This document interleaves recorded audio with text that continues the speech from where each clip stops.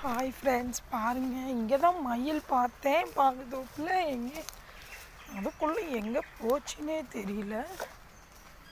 அங்கே பாருங்க இருக்கு.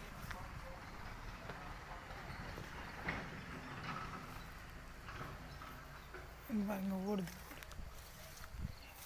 இங்கே பாருங்கள், டெய்லியும் மயில் இப்படி காட்டுக்குள்ளே ஓடும். எங்கள் வீட்டுக்கு போகிறனாடியே மயில்